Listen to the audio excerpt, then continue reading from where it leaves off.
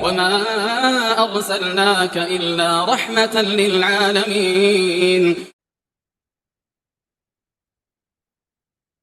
Bismillahirrahmanirrahim. Assalamualaikum warahmatullahi wabarakatuh.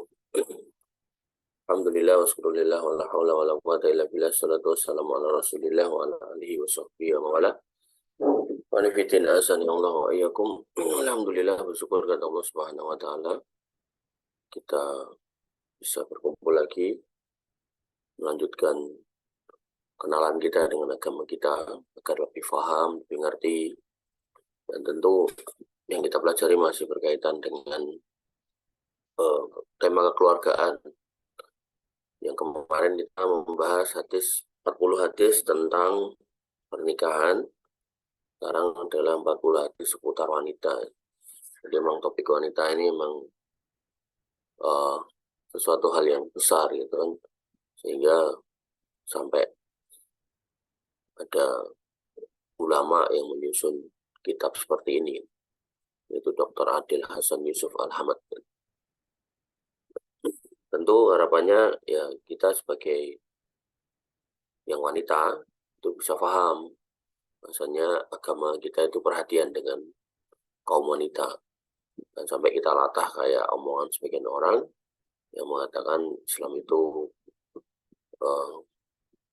lebih condong ke laki-laki dan sama wanita tidak berbuat adil. Itu salah sekali, ya, sangat salah. Kalau sampai kita mempunyai keyakinan seperti itu, ya syahadat kita bisa rusak. Itu apa aturan-aturan atau hadis-hadis tentang wanita, kita bisa mulai mempelajarinya sejak hari ini. Dan tentu kalau ini judulnya 40 hadis tentang wanita, bukan berarti tema tentang wanita cuma 40 doang, itu enggak ya. Dan ada yang lain lebih banyak, cuman beliau menyusun kitab ini merasa atau berpendapat hadis-hadis ini yang penting untuk disampaikan atau dipelajari oleh kaum muslimin. Sebagai laki-laki, ya, tentu kita khususnya yang belum nikah, sebelum berhubungan dengan wanita, kalau kita belajar ini itu hal yang sangat-sangat bagus itu, karena dalam bagaimanapun juga seorang laki-laki ya nanti akan menikah dengan wanita itu. Dan yang kedua, kemungkinan nanti punya anak juga ada yang wanita, sehingga kalau paham apa yang terkait dengan kewanitaan ya itu nggak salah, walaupun memang ya harusnya usia-usia yang memang sudah mendekati mau menikah itu lebih baik daripada yang masih kecil untuk belajar ini. Kalau kita lihat hadisnya, ya, hadis pertama, wajibnya belajar untuk menuntut ilmu, pesan Nabi kepada para wanita, wanita yang menyerupai laki-laki. Ini benar-benar hari ini ya terjadi, ada di kehidupan kita lihat sendiri. Wanita idaman, fitnah wanita, kenali mahrammu, berpakaian tapi telanjang, ini juga ada hari ini. Wanita di pemandian umum, pakai parfum. Kemudian cara potong rambut wanita. Ya, ini yang istilahnya apa ya? Yang kita pahami bahwasanya ya agama itu sudah sempurna. Jadi sejak disampaikan Nabi sampai hari kiamat tuh ya inilah aturannya.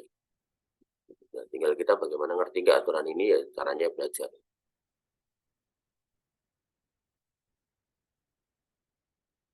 Baik, kita mulai saja di hadis yang pertama, wajibnya belajar agama.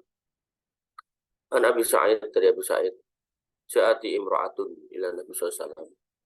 Ada seorang wanita yang datang kepada Nabi SAW, faqalat, dan dia berkata, Ya Rasulullah, wahai Rasulullah, dhahabar rijalu bihadithika.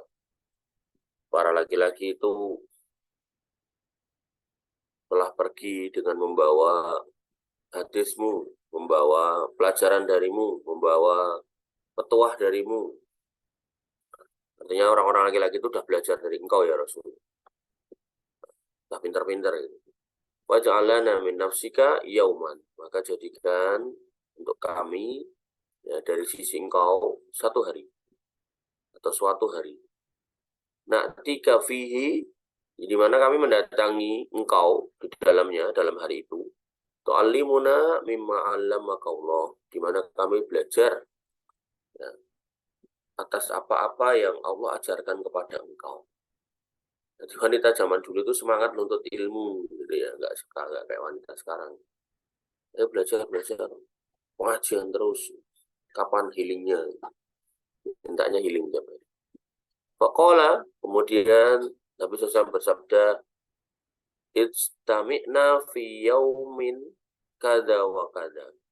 Ya udah kalau gitu silakan kalian kumpul pada hari ini dan itu disebutkan. Fi makanin kada wa kada. Pada tempat ini dan itu. Jadi ini kesepakatan kajiannya kapan nih? Dan ada masih wanita seperti ini masih ada. Jadi ketika saya ngisi pengajian di Dahlia itu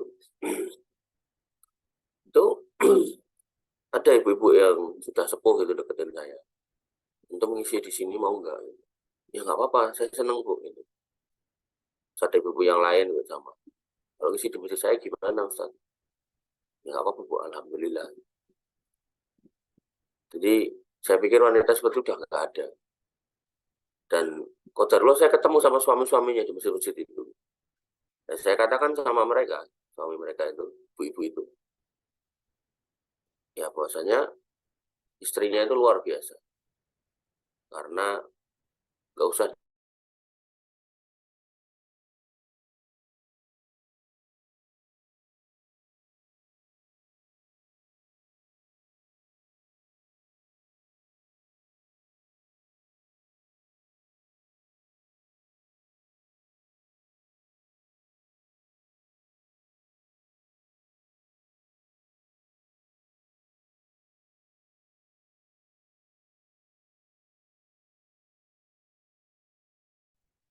itu udah jadi hukum tidak tulis rasa.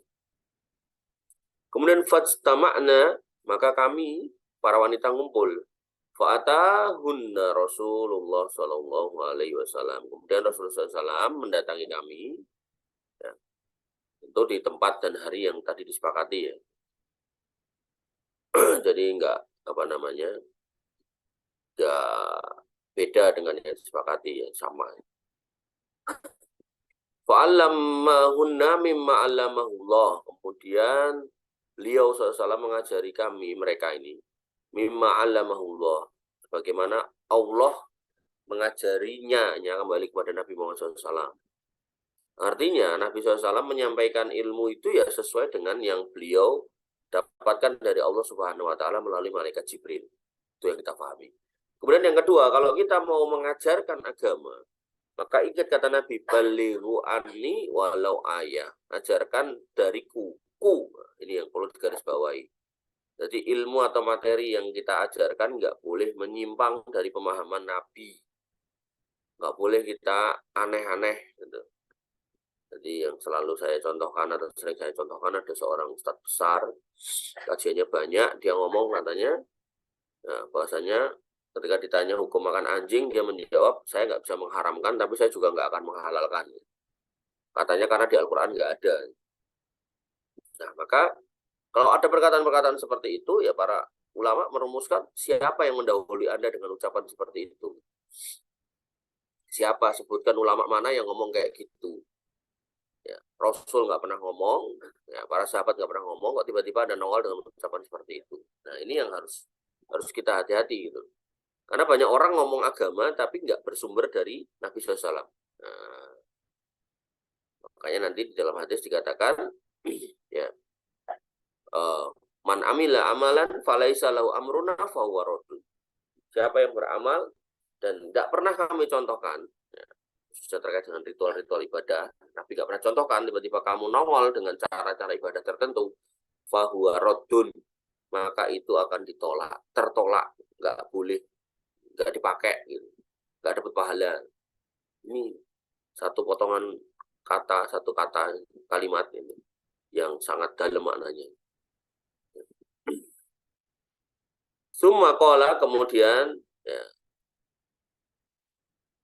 beliau Nabi SAW berkata, bersabda ketika sudah ketemu dengan para wanita itu, termasuk ucapan beliau adalah ma minkum minkunna imra'atun, tidaklah di antara kalian ada seorang wanita, tuqaddimu baina yadaiha, yang didului dalam hidupnya, min waladiha, dari anaknya, salasan sebanyak 3 orang.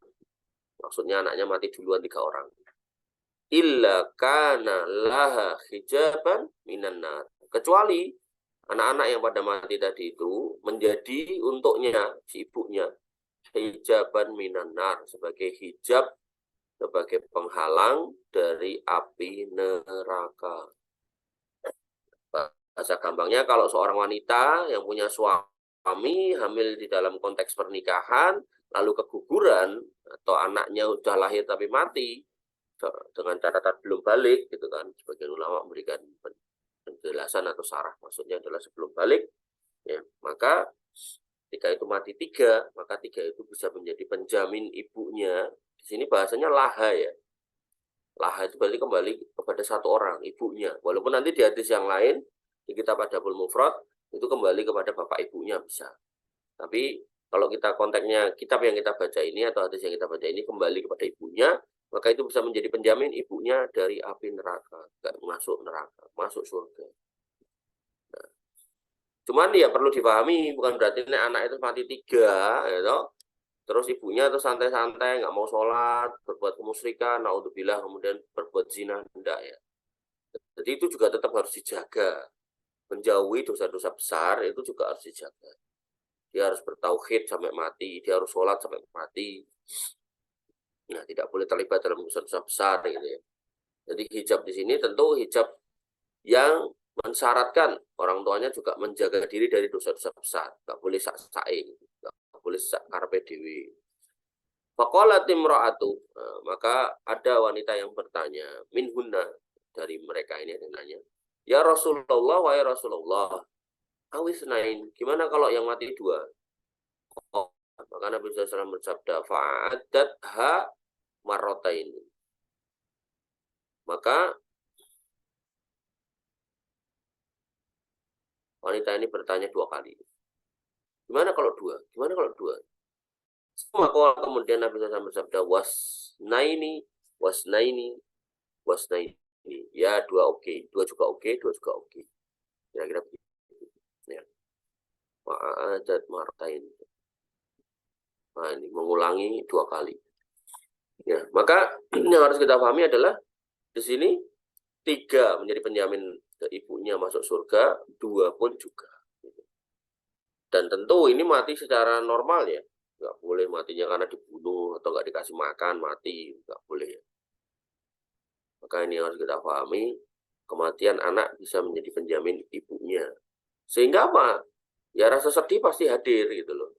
Tapi ya kesedihan itu nggak boleh berlarut-larut. Nanti ada larangan tentang niyahah tadi di hadis nomor sekian puluh, tadi saya nggak hafal. Nah, itu ada larangan niyahah. Jadi meratapi orang yang mati dari kalangan orang-orang yang kita cintai, itu nggak boleh, gitu. Sedih boleh, nangis boleh, tapi meratap nggak boleh, gitu. Nah, jadi pelajaran dari hadis ini adalah apa? Wanita yang minta diajari oleh Nabi Shallallahu Alaihi Wasallam semangat dalam menuntut ilmu. Dan nuntut ilmu nggak harus kuliah, gitu loh. Artinya kalau sanggup kuliah, punya duit, punya dana, silakan. Tapi kalau enggak, maka bermajelis ilmu itu bagus. Ya, syukur-syukur mulazamah sama ustadz, gitu kan, dari awal sampai akhir, dari awal sampai akhir. Makanya kalau kajian itu jangan cuma tematik, gitu. Dari kajian yang temanya dari awal sampai akhir, awal sampai akhir. Ya, kemarin saya diminta isi akidah, itu saya siapkan 16 buku akidah. Dari mulai sejak akidah tabi'in Sufyan Ats-Tsauri sampai akidah ulama-ulama sekarang yang masih hidup. Dan yang menarik dari 16 buku itu nggak ada pertentangannya satu sama lain. Ini menunjukkan akidah Islam dari dulu sampai sekarang itu sama. Ya, cuman bedanya adalah karena tiap masa itu ada kelompok-kelompok sesat, ya, maka perumus kitab-kitab akidah dari masa ke masa itu ada tambahan-tambahannya. Dan tambahan ini tidak bertentangan dengan pendahulunya. Makanya kalau sekarang ada orang-orang yang berakidah aneh-aneh itu ya karena tadi ini loh. Fa'allamna mimma 'allamahullah. Karena orang-orang yang merumuskan akidah itu tidak mengambil dari Nabi SAW, di mana Nabi SAW itu ngambil dari Allah, gitu. Nah, karena nggak ngambil dari Nabi, merumuskan dewe, maka akhirnya muncullah kitab-kitab akidah-akidah yang aneh-aneh. Oleh karena itu maka kita harus berhati-hati dan majelis ilmu juga harus pilih-pilih gurunya, gitu. Ya, jangan sampai kemudian terjerumus pada kajian-kajian yang aneh-aneh. Wallahu ta'ala alam. Demikian yang bisa kita sampaikan dan kita diskusikan. Kurang lebih mohon maaf. Assalamualaikum warahmatullahi wabarakatuh. Assalamualaikum warahmatullahi wabarakatuh.